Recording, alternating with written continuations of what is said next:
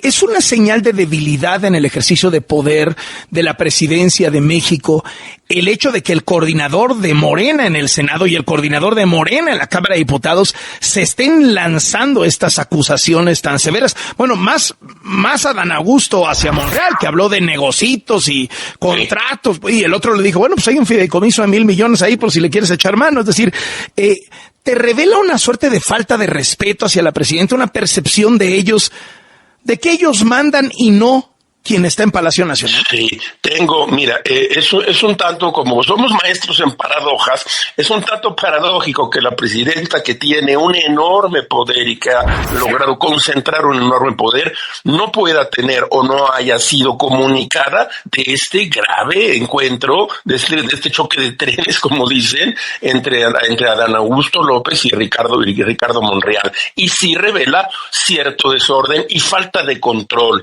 La falta de control en las operaciones políticas suelen traer consecuencias graves. Y empecé observando el asunto, empecé a ver que sí hay cierta debilidad, que todavía el sexenio no ha empezado bien, porque se han ocupado solamente de las reformas que dejó encargadas el expresidente López Obrador. Así lo veo yo, Carlos. La presidenta puede aprovechar eso, o sea, considerando que Adán Augusto López y Ricardo Monreal, no sé si tú tienes la misma lectura, se le estaban trepando en la pirámide de poder a la presidenta Sheinbaum, cómo la ningunearon con el tema de la Comisión Nacional de los Derechos Humanos, cómo desplantaban ellos. ¿Puede aprovechar la presidenta para que, ya que están divididos, poder ponerlos en su lugar y decir, espérense, la presidenta soy yo? ¿Tendría que hacerlo en una lógica de mero poder?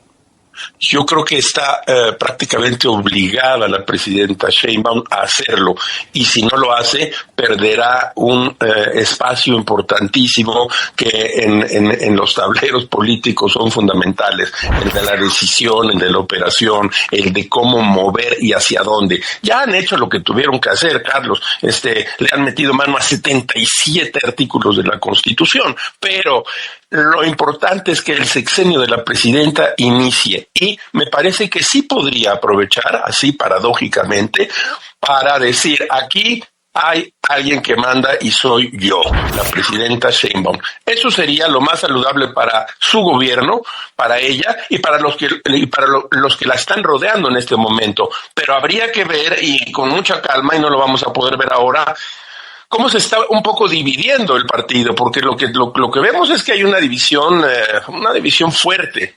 Esa división puede debilitar a la presidenta, o bien puede servirle para decir, esto se acabó y el rumbo es el que yo voy a marcar. Yo creo que podría ser. Y un mensajito desde Palenque. Ah, sí. Vía Rosa Isela, vía Andy, vía alguno de estos canales de comunicación que están ahí a la mano. Eso está en todas nuestras pláticas y conversaciones, está siempre presente. ¿Qué se estará diciendo allá en el rancho, allá en Palenque? ¿Qué mensajes me estarán mandando? Mandaron ya algunos, ya la señora Piedra en la Comisión Nacional de Derechos Humanos fue uno de ellos. Veremos qué mensajes vienen. Pero esos mensajes, si existen, porque estamos conjeturando, no tenemos las pruebas, si existen, no son una buena noticia para este gobierno en este momento. Creo que nadie es lo suficientemente ingenuo como para pensar que esta es una simple discusión por el presupuesto de las cámaras, ¿no? Aunque creo que sí llama la atención que a los de Morena les gusta la austeridad solamente cuando no les aplica a ellos, ¿no? Por la queja de Adán Augusto de que le estaban recortando el presupuesto. Tampoco parece ser que es solamente una lucha por prebendas o un ajuste de cuentas entre dos grupos opuestos. Yo creo que es realmente, Carlos, el síntoma y la mayor señal del retroceso político que hemos tenido en el país, porque finalmente, ahora sí que ya regresamos a las épocas del viejo sistema priista. ¿En qué sentido? En el sentido de que las pugnas políticas más importantes que están ahorita dándose en el país, las que definen el rumbo del país, ya no son pugnas entre dos distintos partidos o entre tres distintos partidos, sino pugnas al interior de un mismo partido. Ese era el sello del viejo régimen priista, ¿no? En donde los conflictos políticos se dirimían en el seno del PRI y los dirimía el presidente de la República. Entonces, ¿qué cambió? Pues ya con la aplanadora de Morena, pues lo que haga la oposición es tan irrelevante como lo era el PAN en la década de los 60s o de los 70s, ¿no? Cuando no pintaba. Lo que hagan ahorita los líderes de la oposición, pues pudiera ser interesante, a lo mejor digno de atenderse, pero de ninguna manera determinante, ¿no? En lo que va a pasar, no controlan agenda legislativa, por ejemplo.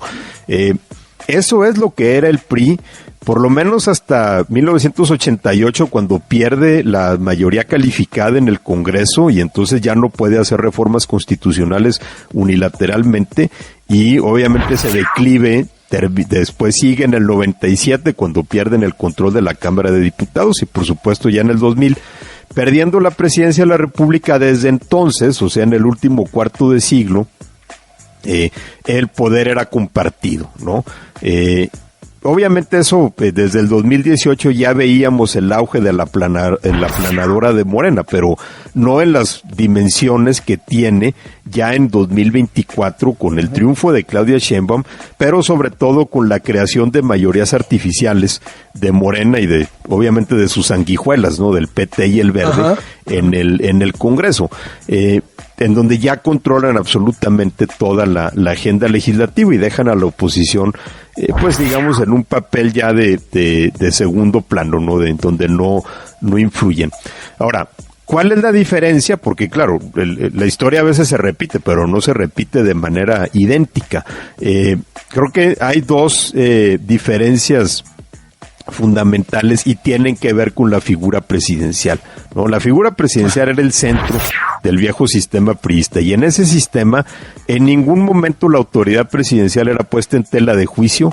Su capacidad para mediar en disputas no estaba a discusión y pocos se atrevían a desafiar esa autoridad, ¿no?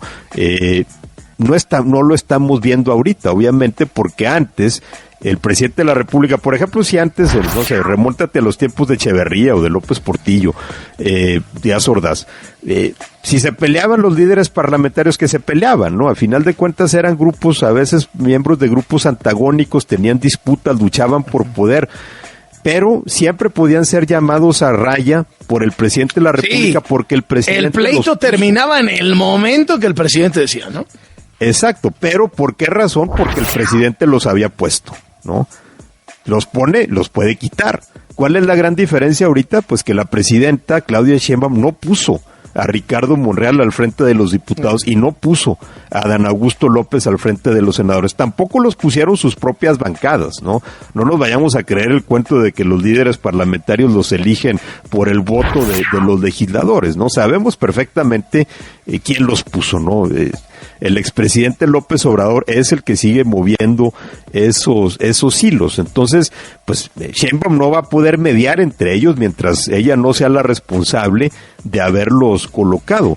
¿Qué es lo que pasa entonces? La segunda gran diferencia con el sistema priista, que la que era la figura de menor valor político en el viejo sistema, es decir, el expresidente de la República, el presidente saliente, era una figura que ya no pesaba en cuanto salía.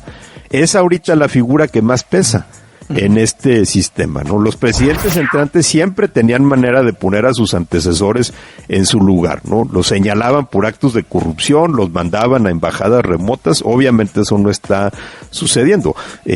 Ahorita que lo comentabas, por ejemplo, con el duende sobre el evento que tuvo Claudia Sheinbaum en el Tren Maya, haz de cuenta que estabas escuchando un discurso de López Obrador. Sí, ¿no?